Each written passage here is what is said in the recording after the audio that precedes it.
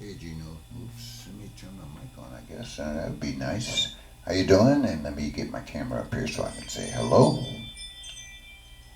Hey, I know that you're preparing for or you're out at your racquetball session today, but I wasn't going to let you off the hook.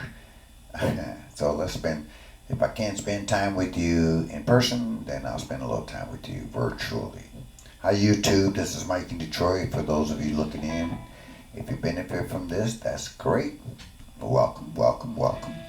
I thought today that we do a little review stuff, and one of the best resources I know to do that is this book right here, Jazz and Popular Guitars by Ernie Burrow. I don't know, I guess that's how you say his name.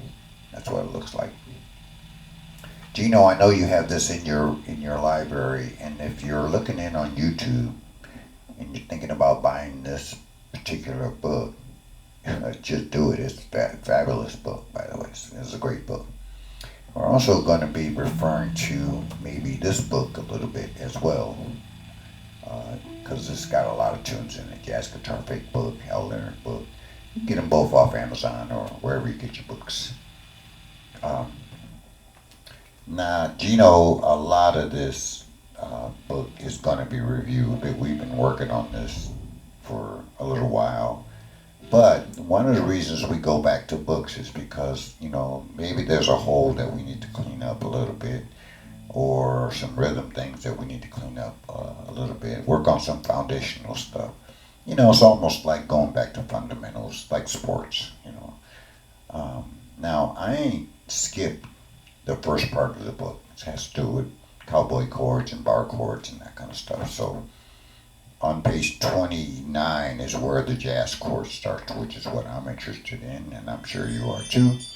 So I'm going to skip right to that and talk through a little bit of how at least I think about it when I'm reading this book. We're just going to do a few pages of it. And then, of course, we can always come back to this pretty good reference book. Let me get my camera down here so things are a little bit more clear. There you go. Now on page 29, they are really working off the low E string chords. So you got a G chord, which nobody's going to play that. Nobody's going to play that because it's jazz. So we're going to play G major 7. Talking about review, you definitely know here's the G7, here's G minor. I'm going to just run through this real fast because I know Gino knows this. G6 and that G minor 6, those two chords, they are labeled correctly, but that's not how we usually see them. So the G6 chord is really an E minor chord. It's the sixth of the scale. So if you got G,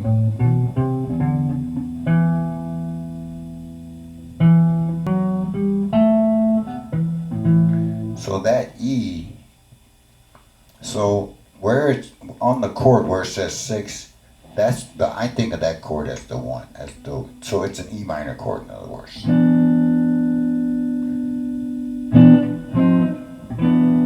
You'll see that when we start working with these chords.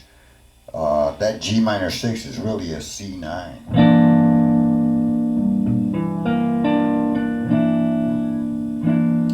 But it is a G minor 6, but it really is a C9.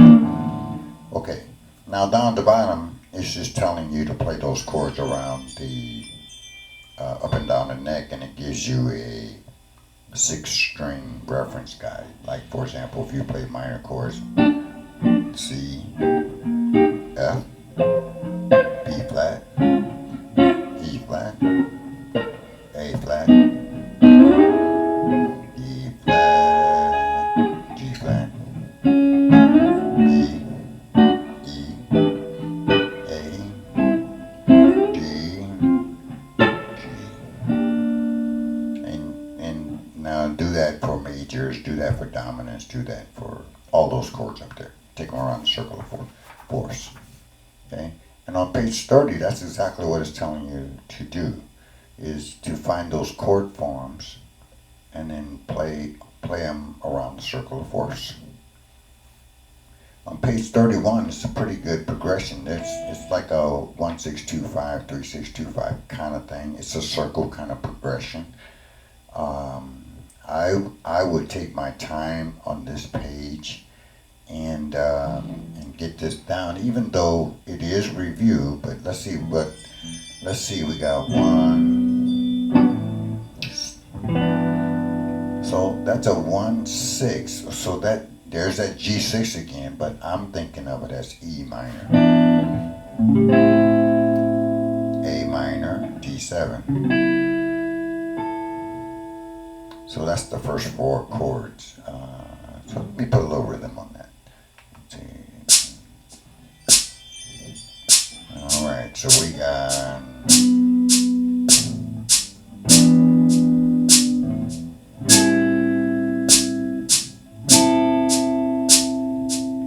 Now, you two people may or may not know, but Gino knows, I like learning things in chunks. So how did that go? What's the hard part about doing that first 4 chords? Just that chunk. I am not a fan of plowing through the whole song and fumbling around. I'm a fan of getting a chunk down. To me, the hardest part is getting from this chord to this chord, because a lot of fingers are moving. So I might do that. I might give that some extra attention, and as I probably would. So I might do this. I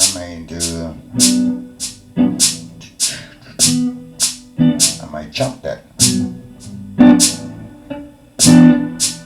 I might give that a little extra reps right here.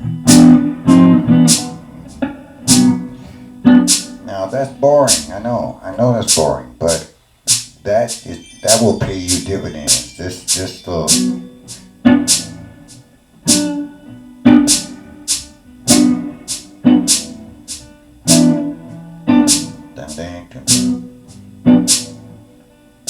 Until you feel comfortable getting from this chord to this chord.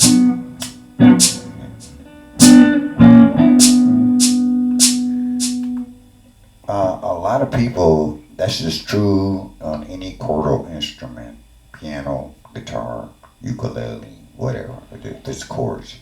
Everybody learns chords, but the real trick is getting from one chord to another chord. That kind of thing.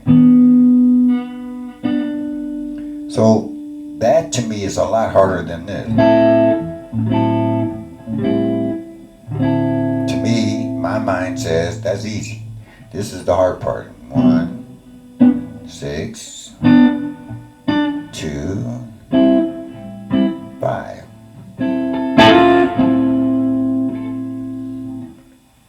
The other hard part for me is I got a bad habit of looking at my hands on my neck.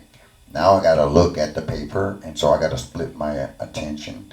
So that little thing, I noticed that. So that means I need to go slow. 1. So I need to keep my place on the book. Now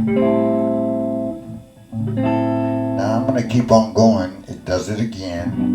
G minor 7, G6, or E minor 7, A minor 6. Now I got a B minor on the second line. B minor 6. That chord is actually an E9. A minor to A minor 6.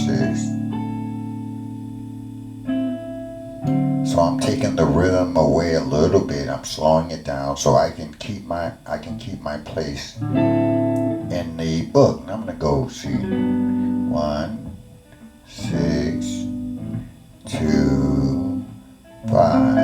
Now I'm on the third line, and now the rhythm changes a little bit. We got a 1.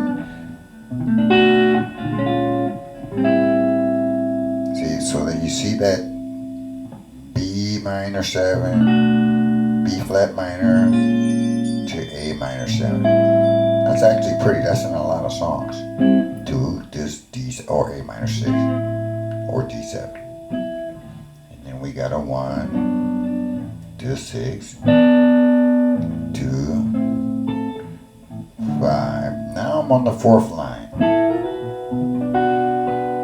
B minor 7, E7 or B minor 6, A minor 6. Now we got a G major 7. Now we got a C minor 6.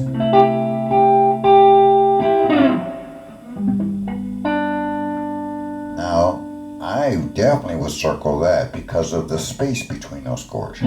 This C minor 6.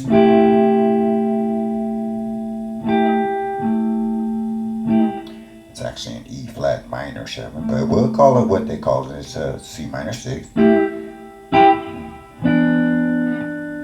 might do that a few times.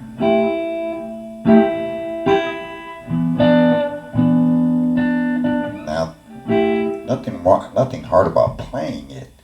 The tricky part is that there's distance between it. So I might give that some attention. Might go.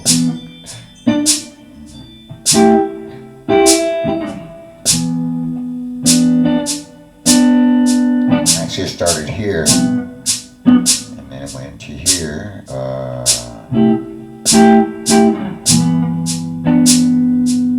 Let's just do those 3 chords. They're the last 3 chords on the 4th line. So it goes like this, and it goes here, and it goes here.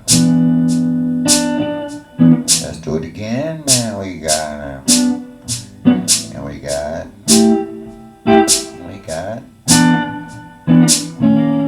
I threw that in. That's not on there. I threw that in. So what are we doing? What are we looking at here? We're looking at a major chord. And when we're going up, we have to change our fingering around to this. But going back down, we don't have to change fingering. We can slide right down the string. We've got the same fingering. So we're going from a C minor 6 to a G minor 6. To a G6. Uh-oh, did I get that wrong? So this is, so I'm playing the wrong chord. So erase everything I said in the last 30 seconds, right? So we got a G major 7.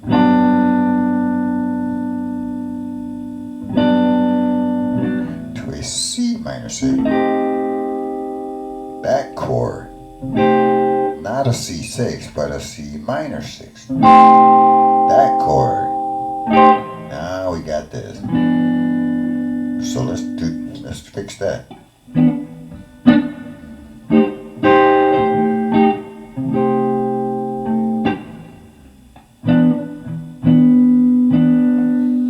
Okay, so the point I'm making is chunk this up until you're ready to play the whole song. If you go to the 5th line, you gotta. I'm gonna go a little bit faster.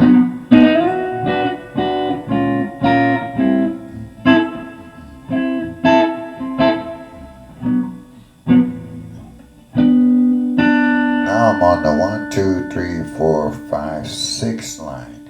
So now I got a C minor 6, and a B flat. To a B flat.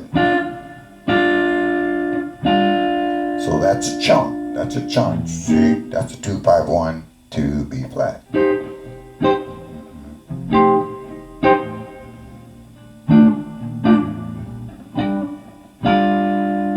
Now we got a D major.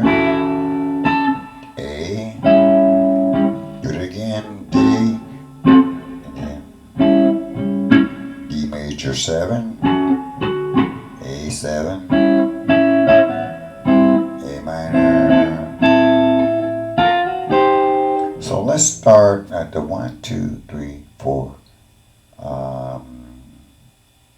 5th line down, 2nd bar in. So that is a G major 7. Well, let's take the rhythm off.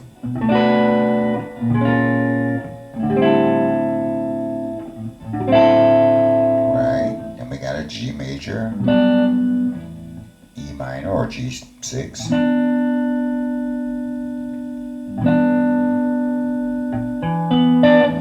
We got a C minor.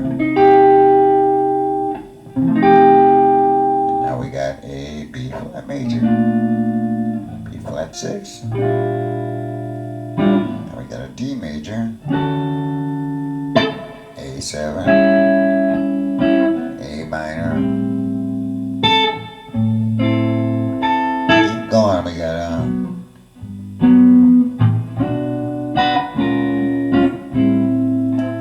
throwing a little rhythm on there now. We got a G major 7, G6, A minor. The last line, B minor 6, A minor 7, A minor 6. We got that thing going on, and then we got this going on again. We got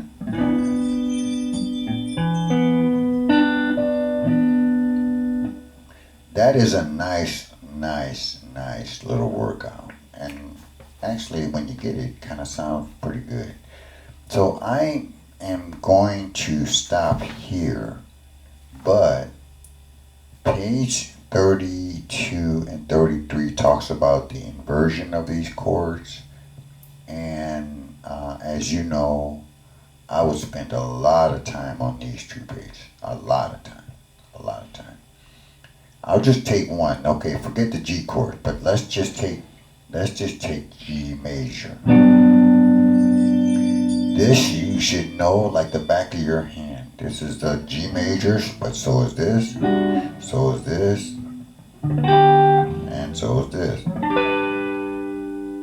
And they're all listed there, not only by finger number, but by degree numbers, scale degree numbers. So I just did majors. One, there's another major, there's another one, and here's another one. Let's go back down. Here's another one, here's another one, and here's another one. So if you got some extra time on your hands, you definitely want to know major inversion, dominant inversion, E minor inversions, and that G minor 6, which is really a C9. It's also a D half diminished chord too, by the way, but we can get into that later. All right, so that's enough to chew on for today. I'm gonna go to work on this as well because I got a few holes I gotta patch up. Hopefully you enjoy your racquetball time, and we will see you a week from now, I guess, next Monday. All right, take care. All right, bye-bye.